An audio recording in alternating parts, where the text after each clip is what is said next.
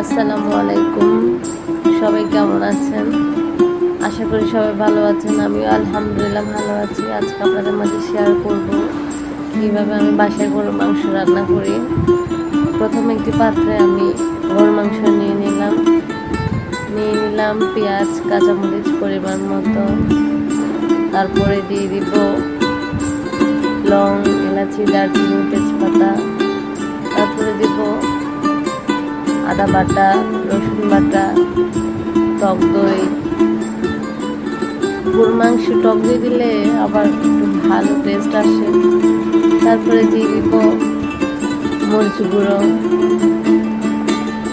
হলুদ গুঁড়ো পরিমাণ মতো। এরপরে দিব স্বাদ মতো লবণ।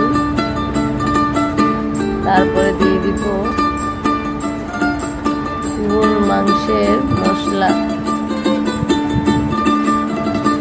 এরপরে দিয়ে দিব জিরা গুঁড়া। তারপরে গরম মশলা দিয়ে দেব।